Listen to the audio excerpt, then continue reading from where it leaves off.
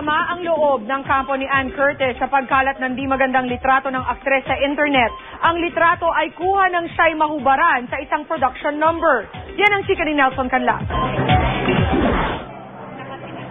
Kumakalat ngayon sa internet ang mga larawan ng aktres na si Ann Curtis kung saan siya nahubaran habang nagsasayaw sa production number. Dahil sa nangyaring wardrobe malfunction, lumuwa ang isang dibdib ng aktres. Agad nagpalabas ng pahayagang diva ang kumpanyang nagmamanage kay Ann. Sa statement, sinabi ng diva na dismayado sila sa mga taong irresponsableng nag-post ng mga larawang ito. Ang nangyari ay aksidente at hindi kagustuhan ni Numan. Ginagawa lang daw ni Ann ang kanyang trabaho. Nananawagan pa ang diva sa mga taong ito na magkaroon ng kaunting respeto at itigil ang pag-post ng mga larawang ito. Sa Twitter account ni Ann, nagpasalamat siya sa mga nagtanggol at nagpalakas ng kanyang loob. Samantala, ikinuwento ng sex bomb na hindi na raw bago sa kanila ang ganitong mga pangyayari.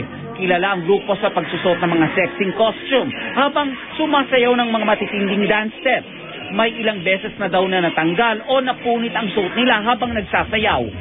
Ako na-experience ko na yun sa Bulaga na natanggal talaga yung bra ko. Pero syempre dapat kahit na ganun, aware ka rin dapat sa sarili mo, 'di ba? Kasi yun lang, kailangan mabilis ka lang din, no? Natalalaglag off exit nang hindi nahalata. Wala raw silang magawa sa mga ganitong aksidente kundi mag-ingat na lang.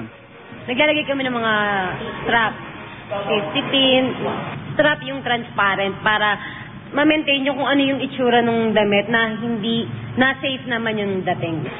Nelson Canlas, updated sa Showbiz Happening.